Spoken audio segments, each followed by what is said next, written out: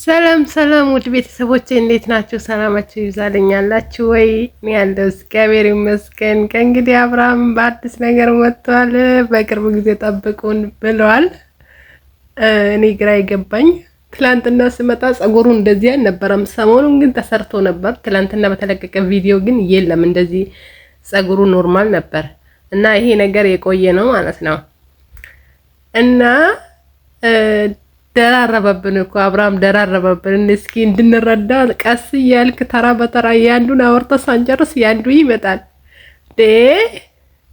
ቀስ በለባት። ደግሞ ምን ይዞብን ሊመጣ ነው? ቆይ ተገናኙ። ለነገሩ አንዳነት የኔ እናት እርሜ የኔ ቆንጆ ሳዚ እያለቀሰች እነዚህ ኧረ በስመ አብ የፎቶ አነሳሳት ደግሞ ወይኔ ጉዴ ወይኔ ጉዴ አብርሽ ምን ይዘህ ልትመጣ ይሁን ደግሞ ከስጌሮ ያጋ ወይኔ ዝቄ ቀበጧ ምን ይዘህ ልትመጣ ነው? እኔ ግራ ገባኝ እኮ ጌታን። አንዱን ሳንጨርስ ወደ አንዱ ይሸጋገራ ሰውዬው። ደራረበብን እኮ ከየትኛው እናወራ? ትናንትና ከኤርሚ ጋር እንደዛ አልቅሰን ዛሬ ደግሞ ይሄን ይዞብን ይመጣል። ምን ሊያሳዩን ይሁን ደግሞ? ምን ይዘህ መጣ ይሁን አብርሃም ጌታ?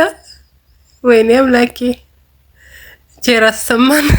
ቼራስ የዚህ ሰውዬው ጉዳይ አያልቅም። በቃ ይሄ ሶሻል ሚዲያ ላይ ዩቲዩብ ላይ በቃ እኔ ብቻ ተነጋጋሪ ነው የሚባለው ቋንቋ ራሱ ጠፍቶብኛል። እና እኔ ብቻ ሊሆን አላልኩ ጌታን